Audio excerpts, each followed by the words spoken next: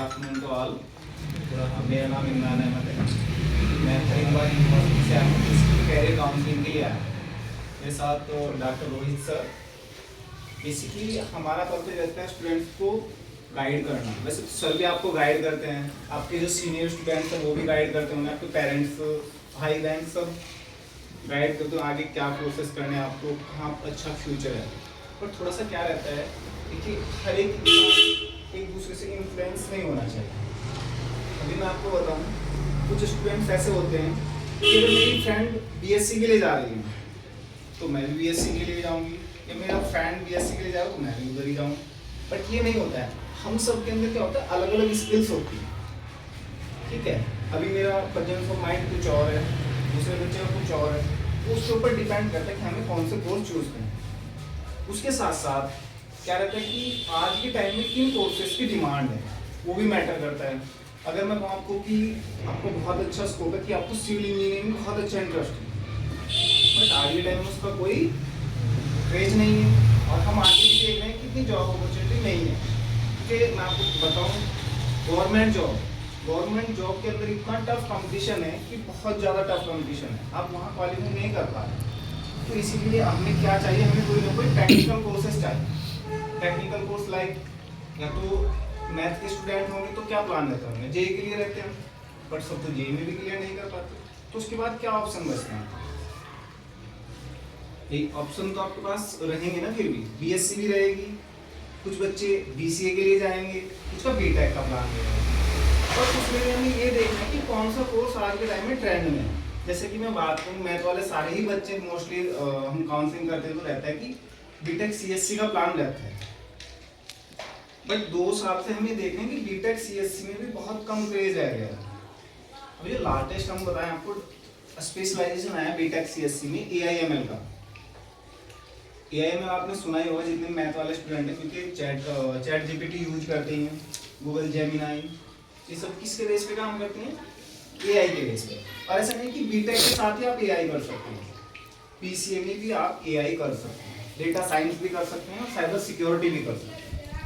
ठीक है, किसी को सिविल सर्विस के लिए प्रिपरेशन करनी है तो वो ऑब्वियसली सिविल सर्विस के लिए प्रिपरेशन करता है, साथ ही साथ अपनी ग्रेजुएशन के लिए भी देख सकते हैं। ऐसे ही बायो वाले जो बच्चे होते हैं, वो जैसे ही बायो में अपना बायो लेते हैं ना, उनका प्लान क्या रहता है कि मुझे डॉक्टर बनना है। पर डॉक्टर के लिए तो नीट का एग्जाम होता है, तो सब तो वो भी क्वालिफाई नहीं कर पाते। तो उसके बाद क्या ऑप्शन आपके लिए बचते हैं, जैसे कि मैं बात करूँ, नीट का आपने एग्जाम दिया, आप उसके अंदर क्वालिफाई तो हुए, बट आपको कोई गवर्नमेंट या प्राइवेट कॉलेज नहीं मिल रहा है, तो इसलिए फिर रहता है हम बीएमएस के लिए जाएं।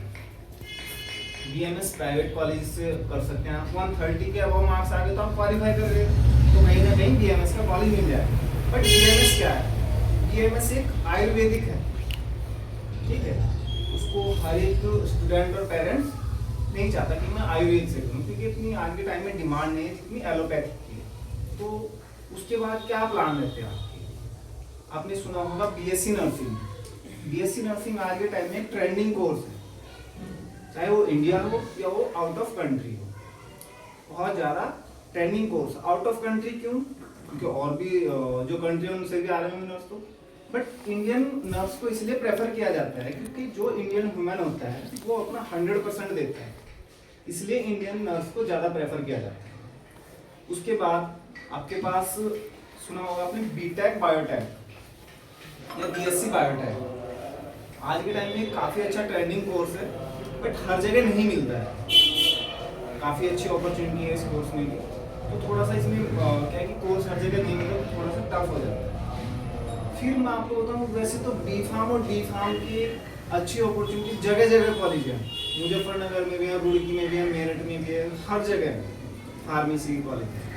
बट थोड़ा सा डिफरेंस ये रहता है उत्तराखंड और अदर स्टेट में, कि जो अपना उत्तराखंड है उसमें ऑल ओवर इंडिया का 13% ड्रग मैन्युफैक्चरिंग ओनली उत्तराखंड से होता है। क्योंकि आपने अगर देखा तो रुड़की हरिद्वार का जो सिडकुल एरिया है, जो भगवानपुर का जो एरिया है, उसमें इंडस्ट्रियल एरिया है पूरा, उसमें लगभग 250 से 300 फार्मास्यूटिकल कंपनीज हैं जहाँ पे हमारा कोलैबोरेशन रहता है। तो उसमें क्या है कि हमारे बच्चे ट्रेनिंग, इंटर्नशिप और फिर प्लेसमेंट के लिए भी वहाँ जाते हैं। तो ये भी ऑप्शन है। तो फार्मेसी में बहुत सारे ऑप्शन है। R&D एक ऑप्शन है, रिसर्च एंड डेवलपमेंट, क्योंकि नई ड्रग्स को डेवलप करनी है। जब से कोरोना आया है, जब से दवाइयों की डिमांड बढ़ गई है, जब डिमांड बढ़ेगी तो कहीं ना कहीं हमें और दवाएं सर्च करनी पड़ेगी। R&D एक अच्छा ऑप्शन है। फार्माकोविजिलेंस, जैसे लॉ होता है ना, लॉ, तो फार्मेसी जो पूरा मेडिसिन का जो एक स्ट्रक्चर है उसको मैनेज करने के लिए फार्माकोविजिलेंस बनाया गया है। एक वो ऑप्शन अच्छा है आपके लिए। और टीचिंग तो है ही, फिर अगर आप हायर एजुकेशन के लिए आगे जाते हैं तो ये सारे ऑप्शन आपके लिए अभी हैं। अब कुछ बच्चे ऐसे होंगे जिनके पास बायो है बट उनका प्लान है कि मुझे कंप्यूटर साइंस की साइड जाना है, तो क्या उनके पास कोई ऑप्शन है? बेसिकली जिन बच्चों के पास 10th क्लास में मैथ रहा है वो बच्चे BCA कर सकते हैं, बैचलर इन कंप्यूटर एप्लीकेशन। उसमें भी डिफरेंट ब्रांच होती हैं, AI है, डेटा साइंस है, साइबर सिक्योरिटी और नॉर्मल BCA। ऐसे ही कुछ बच्चों का प्लान रहता है जिनके पास मैथ है कि मुझे मेडिकल लाइन में जाना है, तो उनके लिए क्या ऑप्शन है? उनके लिए देखिए, मैथ वाला कोई भी स्टूडेंट है वो B.Pharm इजीली कर सकता है, ओके। उसके साथ साथ GNM और ANM भी कर सकता है, ठीक है।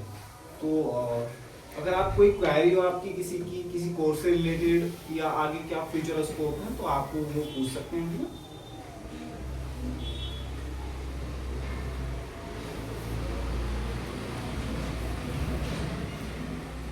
कोई तो प्लान होगा, अच्छे मार्क्स लाते हैं, नीट की प्रिपरेशन करनी है, JEE की प्रिपरेशन करनी है, तो